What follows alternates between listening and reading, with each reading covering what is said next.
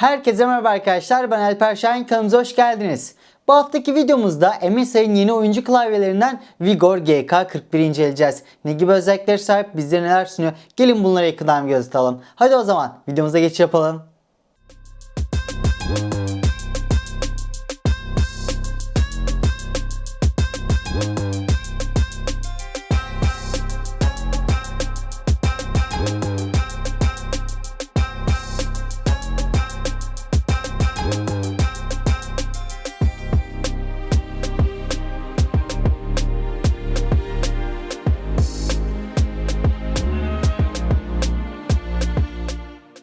MSI Vigor GK41 oyuncu klavyesini uzun zamandır deneyimliyorum ve bu deneyimlerim esnasında da kendim daha çok FPS ve MOBA türünde oyunları oynamasını daha çok sevdiğim için de bu tarz oyunlarda pek çok deneme fırsatım oldu. Bu tarafta da kendisiyle alakalı hem deneyimlerimi hem de özelliklerini sizlere anlatmaya çalışacağım. Tasarımına baktığımızda siyah bir renge sahip ve RGB aydınlatma ile birlikte geliyor. Ve bu RGB aydınlatmaları gerçekten çok şık duruyor. Çünkü hem parlaklık seviyesi yüksek hem de o tuşların ambiyansı tarafında hani burada sizlerin gözüne led çarpmıyor. Burada güzel bir şekilde RGB yerleştirilmiş. Yani direkt olarak o renklerin tonlarını burada sizler görüyorsunuz ve renk parlaklığı olarak da parlaklığın yüksekliği iyi bir seviyede olduğu için de her ortamda iyi bir şekilde parlaklığını gösterebiliyor. Ben örnek veriyorum, geceleri daha çok böyle daha az parkta kullanırken güneş ışığı yansıyan odamda, ofisimde bile burada yüksek parlaklıkta yine RGB detaylarını görebiliyorum. Yani bu tarafta kendisinin tasarımıyla devam edelim. Malzeme kalitesi olarak sert plastik kullanılmış. Yani uzun süreli kullanımlarımda hani biliyorsunuz oyun oynarken işte mesela bir MOBA türünde yeteneğe birden fazla böyle sürekli basmanız gerekiyor. İşte QW gibi hani birçok tuşu aynı anda basıyorsunuz. Veya işte Valorant gibi bir oyunda işte örnek veriyorum, ben bir jet oyuncusuyum. Bu jet oyuncusunda ne oluyor? Bir anda işte smoke atıyorsunuz, dash atıyorsunuz, işte ultinizi açıyorsunuz, sağ sol yapıyorsunuz ve bu tüm yetenekleri kullanırken de ne yapıyorsunuz? Klavyenizin size hızlı tepki vermesi için refleks olarak sert bir şekilde basıyorsunuz ve malzeme kalitesi olarak da ben burada tüm o hırpalamalarıma rağmen iyi bir şekilde yanıt alabildim. Herhangi bir sorun yaşamadım. Klavyemizin genel hatlarının tuşlarında sekizgen bir yapı var ve tuşlarımız biraz içe doğru oval bir şekilde. Yani her bastığınız anda tuşların tamamını teker teker hissedebiliyorsunuz. Bu yönleriyle güzel. Aynı zamanda klavyenin üzerinde çoğu fonksiyonel tuşları rahat bir şekilde erişebiliyorsunuz. Yani işte ses arttırıp azaltma, bir sonraki şarkıya geçme veya MSI Afterburner gibi kısa yolları da bu klavyenin üzerinde bulunuyor ve kendisinin parlaklık ayarını, RGB ayarlarını, tüm hepsini dilerseniz uygulaması üzerinden, dilerseniz klavye üzerindeki kısa yollarla da değiştirebiliyorsunuz. Hem parlaklığın seviyesini hem de RGB'lerin burada hem modlarını hem yön şekillerini burada birçok kişiselleştirme klavye üzerinden değiştirebiliyorsunuz. Aynı zamanda burada sağ üst köşesinde ise burada hem gaming mod bildirim ışığı, numlock ışığı ve caps lock ışıklarını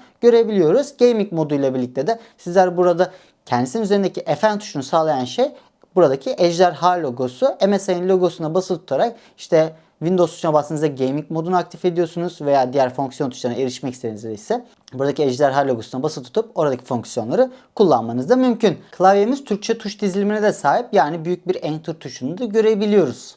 Evet, kendisinin tasarımı bu şekilde. Ben genel anlamıyla hani bir masama koyduğumda oyun oynadığım esnadaki tasarımla çok memnun kaldım. Hem RGB aydınlatma tarafındaki verdiği görsel şölen çok güzel. Diğer ekipmanlarımla çok güzel bir şekilde burada çalışabiliyor. Mesela ben fare olarak MSI GM51 kullanıyorum ve bununla bir şekilde senkronize yandığı için de hani masamda duruşunu gayet hoşuma gidiyor. Bunun yanı sıra tasarım olarak malzeme kalitesi sağlam ve her bir tuşun basma hissiyatını da beğendiğim için de burada hoşuma giden yanları klavyesinin bu şekildeydi. Bağlantı tarafında ise USB 2.0 uca sahip 1.8 metre uzunluğunda örgülü bir kablo görüyoruz. Ergonomi açısından da 3 farklı ayarlanabilir ayaklara sahip. Burada kendisinin 3 açısıyla birlikte kullanabiliyorsunuz. Masanıza koyduğunuzda eğer mousepad falan da yoksa oraya rahat bir şekilde, sağlam bir şekilde tutunabiliyor. Bu da hani oyun oynadığınız anlarda klavye hareket etmiyor. Bu da güzel bir detay. Burada benim tasarım alanımda tek eksi özellik olarak bahsedebileceğim şeyi bilek desteğinin olmaması. Bu birçok kullanıcı için bir eksiklik olabilir. Şahsen benim için bir eksiklik değil mesela. Ben koluma hani saat bile takabilen bir insan değilim oyun oynarken. Çünkü beni rahatsız ediyor bileğime bir şey değdiği için. Bu yüzden de ben hani bilek desteğini seven birisi olmadığım için ben bir eksikliğini görmedim. Ancak hani yorumlara baktığımda, birçok kullanıcının tepkisine göre incelediğimde de bu bir eksi özellik olarak da hani dikkat çekiyor. Onun dışında ben bir eksi özelliğine rastlamadım. Peki bu klavyemizdeki hani mekanik bir oyuncu klavyesi bu. Oyuncu klavyesinde çok kişinin dikkat içeren biri de switchleri. Bunda Kailh'in red switchleri bulunuyor. Bu switchimiz 1.9 milimetrelik. Burada bir aktif olma mesafesine sahip. Toplam mesafesi ise 4 milimetre. Yani ben hafif bir dokunduğum anda bile oyunda yeteneği kullanabiliyorum. Yani hani bazen arkadaşlarım diyor nasıl bu kadar hızlı tepki verdin? Çünkü normalde ben bir membran klavye kullansaydım ne oluyordu? Tuşun tamamına kadar parmağımı indirmem gerekiyordu. Mesela örnek veriyorum o 4 milimetrelik mesafeyi. Ancak böyle bir mekanik oyuncu klavyesine Kailh red switchleriyle o 1.9 milimetrelik aktif olma mesafesine geldiği anda oradaki yetenek atışını kullanabiliyorsunuz oyunda. Böylelikle rakibinize karşı ufak da olsa oradaki milimetrik saniye hesaplarıyla öne geçebiliyorsunuz. Örnek veriyorum işte bir League of Legends oyununda sizler daha hızlı işte flash atıp bir anda ulti kombosu yapabiliyorsunuz. Bu yönleri rakibinize karşı avantaj sağlayabiliyorsunuz. Hani bu tarz ufak tefek sizlere öne geçecek detaylar oyunlarda sizlerin seviye atlamanıza da katkı sağlıyor. Hani böyle bir ekipmanla da yapabiliyor olmak da sevindirici açıkçası. Bunların yanında switchlerinde kendisinde 50G burada aktif olma gücüne sahip ve klavyemizin tuşlarının basma ömrü 50 milyondan fazla belirtilmiş. Kullandığım dönem boyunca da tuşlarında herhangi bir sorun yaşamadım. Bunlara ek olarak MSI Vigor GK41 6+ Anker Rollover özelliğine sahip. Yani bu da ne anlama geliyor? Siz oyunlarda birden fazla tuşu aynı anda bastığınız durumlarda işte 6-7 tuşa bastınız, 5-6 tuşa aynı anda basıyorsunuz.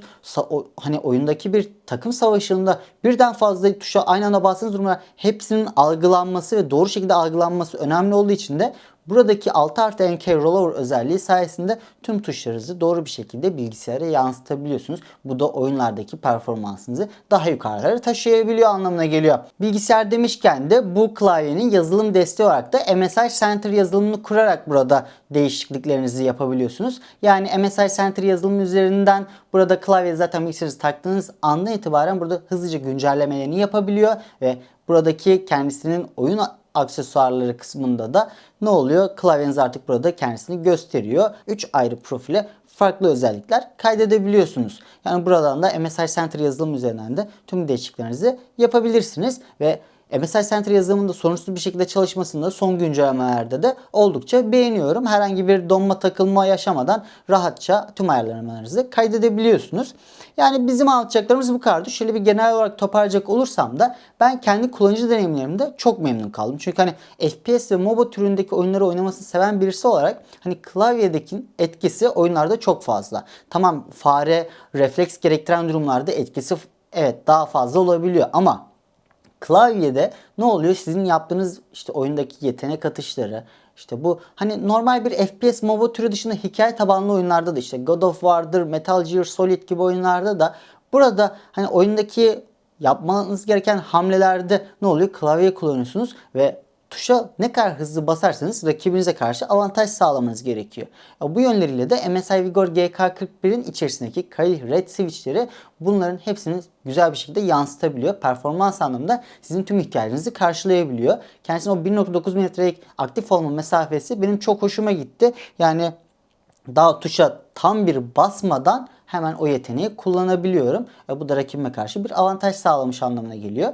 Diğer günlük kullanımlarımda ise Türkçe bir klavye dizilime sahip olduğu için hem büyük bir enter tuşu hem de buradaki işte i, şey gibi tuşlara ihtiyaç duyduğumda da klavyenin üzerinden bunları görebiliyorum. Numpad'e sahip. Aynı zamanda hani klavyemizin kendisi malzeme kalitesi olarak iyi olup masaya da iyi bir şekilde oturduğu için de bana oyunlarda herhangi bir rahatsızlık vermedi. Ben bu yönleriyle memnun kaldım. Yani eğer satın almayı düşünüyorsanız MSI Vigor GK41 güzel bir mekanik oyuncu klavyesi olmuş. Ben tavsiye ederim. Hatta işte kendim de burada sürekli oyun oynayan birisi olduğum için de hala kullanmaya da devam edeceğim. Eğer bir sorunuz varsa da burada yorumlarda da sorabilirsiniz. Ben onları sizlere cevaplıyor olacağım. Bizim incelememiz bu kadardı. Bu videomuzda MSI Vigor GK41 oyuncu klavyesini inceledik. Videoyu beğendiyseniz kanalımıza abone olmayı, videoyu beğenmeyi, yorum atmayı unutmayınız. Herkese iyi günler dilerim.